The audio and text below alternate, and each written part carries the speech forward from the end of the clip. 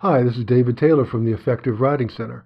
It's a real pleasure to be with you in this short video in which we're going to review the assignment instructions for your case study analysis in PSYC 353. But before we do that, I want to say that your teacher has done you a great favor in the way that this assignment has been blueprinted for you in these assignment instructions. In other words, have been given a template for the assignment, and all you have to do is follow exactly what these instructions call for, and you will be giving your teacher exactly what the assignment calls for.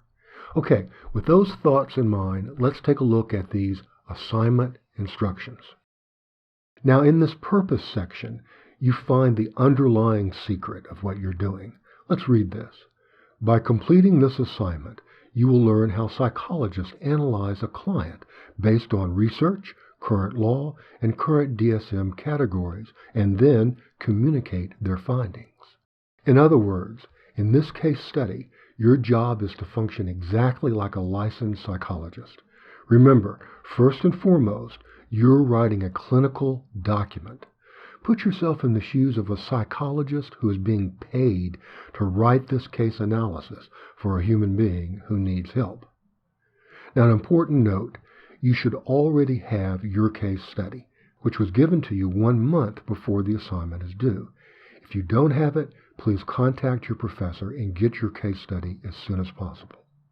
Okay, next, let's give an overview of the assignment instructions. Note that your teacher wants you to divide your case analysis into 3 major parts. Section 1 is the presenting complaint and personal history. And let's note the note here. Although you will be drawing all of your information for this section from the case provided to you, you are not to quote from it. You are to paraphrase.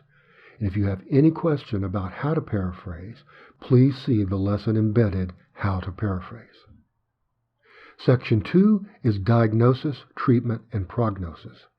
It is suggested that you divide this into 2 parts, a section for the diagnosis and a section for the treatment and prognosis. Finally is Section 3. This is a discussion section in which you will apply at least 3 theoretical perspectives that you used in your diagnosis and treatment. Remember, the instructions are at least 3, so you may have and may need more depending upon your diagnosis and treatment.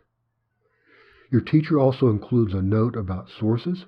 You must use peer-reviewed academic articles that are relevant to the latest edition of the DSM, which means articles published since 2014. Furthermore, the articles you use cannot be literature reviews. They must be data-driven experiments with results based on that data. You're expected to use these sources in all sections of your analysis except the presenting complaint and personal history section.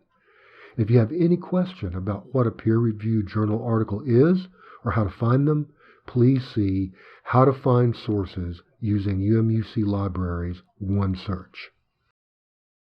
Finally, keep in mind the length requirements, around 2,000 words, and the use of APA throughout, which will be reviewed in this workshop.